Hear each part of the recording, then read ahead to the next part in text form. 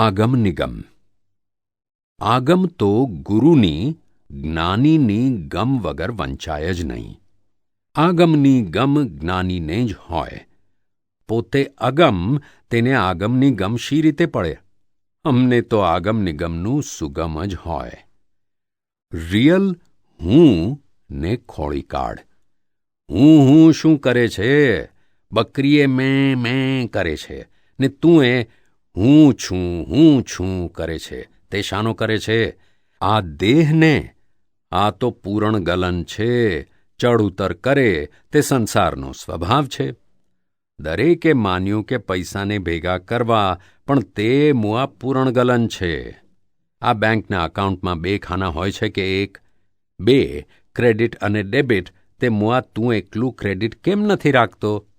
ના રખાય. નિયમથી જ જેનું પૂરણ થાય છે તેનું ગલન થવાનું જ. ખાય છે તે પૂરણ અને સંડાસ જાય તે ગલન.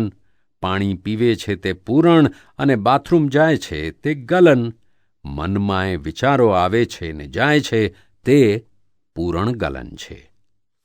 ભોજનાલય, શૌચાલય, પૂરણ ગલન અને શુદ્ધાત્મા એ સિવાય જ્ઞાનીને આ જગતમાં કશું દેખાય જ નહીં.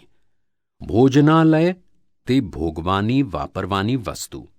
શૌચાલય તે ભોગવીને છોડી દેવાની વસ્તુ.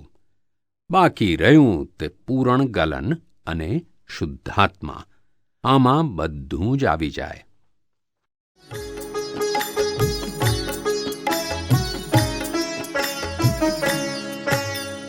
દાદા ભગવાનના અસીમ જય જયકાર હો.